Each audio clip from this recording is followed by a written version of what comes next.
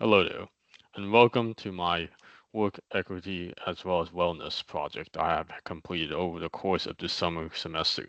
Today, we'll be going over the coffee company, Starbucks, and we will be presenting this particular project on Starbucks. But before we do that, I'd like to go over my reflections. So, reflection one, you'll notice I chose the image of someone staring at several peaks, as well as a race that's not really fair when someone starts. And of course, the bottom right shows someone walking, taking the easy way while everybody else has to do the grinding. So whenever I'm asked to teach or explain the most important definition to someone else, I would say the most challenging definition would be using all three of these together: diversity, equity, and inclusion. Especially since a lot of companies, firms, organizations use the first two or even use just one out of the three, but leave out the rest.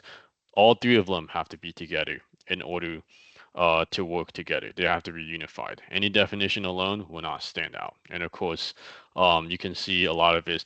You can see the upper right. It's diversity, but it's not and inclusion, but it's not necessarily equity. On the next slide, the second reflection, I'm looking at images to representing how minorities learn of the system that pits one against another, and that's supposed to go answer the question about the 2 to 3 things that I learned from the week's bargaining with history. And of course, tensions between different races and hierarchical races has a divide and conquer approach, pitting minorities again once like I said before, against each other. You can see a predator and a prey from Zootopia, a very famous one for highlighting segregation, as well as people of color punching through a lot of barriers of racial tensions in the upper right, and the model minority myth, which tells one group of people that they're superior to another group of people, and essentially puts them together. Flexion 3 is going to be less intensive. It's going to be about rest. You'll notice that my relationship with rest and influence is highlighted in those pictures. I chose a Scandinavian design, which is very relaxing for the eyes and inspires people to sleep. I also chose hot chocolate and coffee, as you interpret it, with dark chocolate because it's tasteful and food unites everyone together. It's not racially intensive or culturally intensive like segregation, all these things, and it unites everyone. And the third one is a great view with the swimming pool. The swimming pool is a great way to relax as well as enjoying the view, the sunshine, the wind. So that's just my overall relationship with rest and what comes in my mind when I think about rest. So reflection four, it describes my relationship to imagination. I like to think out of this world. So I have a picture of an alien from the X-Files. Also see dreaming, what is money, cars, or houses. Again, future goals as well. And then of course, these reflections showcases inspiration. You can see a guy inspiring another guy with a certain idea. That's key to his influence. Reflection five, for this reflection, this is one aha moment from my lecture on dialogue with dignity, and this is about stigmatization and wholeness. You can see SpongeBob is surprised about ants. That's a type of stigma. You don't work with ants, but of course, in the SpongeBob world, anything is possible. So don't discriminate the ants.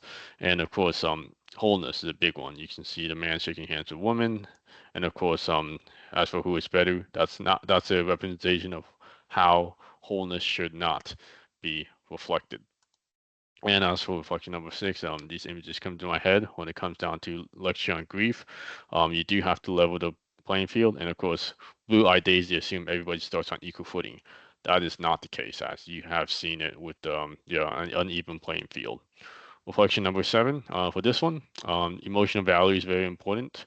And of course, building relationships. You can see understanding each other, empathy. It has to be a more relational approach rather than a transactional approach.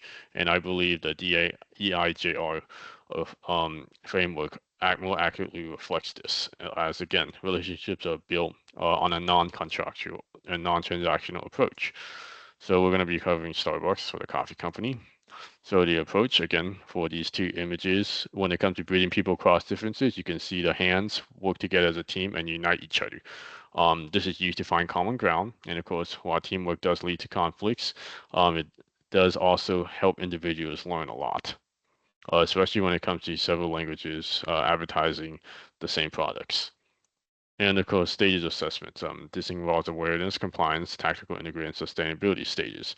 And of course, the current stage that the company is focused on is again is integrated, but it's not exactly sustainable. That's the next stage. Again, RTO mandates and all sorts of return to office issues going on. That has to Starbucks does have to work on equity and inclusion part. And of course, as for history, we can see they do have a lot of history in China. And of course, we're going to artifacts, including adapting to different countries' cultures, understanding their norms, integrating their initiatives beyond profit. They have been sued in the past again because they have refused to acknowledge certain racial issues. And of course, artifacts does include understanding cultural norms as well as being able to be more inclusive, especially for those the people who are different of color or people who are disabled. Grind culture. They do have a pretty heavy grind culture. You can see this lady has issues. She got burned in Starbucks and she was still forced to grind. And of course, return to office, being 4 days a week. Um, Not exactly a good way to, treat your employees. And of course, employees leaving negative reviews and return to office is a pretty big stressor. Bears, of course, pitting white collar workers against blue collar workers with certain policies and software procedures is not the way to go. Recovery, again, they do offer plenty of benefits for employees. You can see I chose this picture, but again, they do have to acknowledge things like return to office mandates, and of course, employee well-being, including financial health and other benefits. While they enhance the employee experience, they do have to listen to people. So that's something they could work on recovery. Image, again, going back to return to office mandates and sustainability. Images are iconic. They have a happy mermaid, which is great. There's nothing wrong with that. However, they do need to focus on maintaining trust in the brand and ethically do things like ethically sourcing coffee, which they've been working on. They have achieved that in their integrated approach. Of course, sustainability, of course, like I said, they could carry more integrity with that. And dialogue. Dialogue, it does exhibit a culture of wholeness and it does accept people with differences. Of course, they have beverages and food and things that unite everyone. Race, gender, socioeconomic status, catering to different people's tastes. They are pretty good at doing this. Again, they've been doing this in different markets since 1999. And of course, having revising the use of dialogue to better reflect the commitment to sustainability would be nice. Again, don't overlook people like disabled people who have to come to the office 4 days a week because that's not going to be very inclusive. It's not going to be very equal either. The disabled veteran has to drive to the office. So again, they could do that approach and tweak it for their next stage. And of course, letting go for profit culture, they did a good is part of their grief.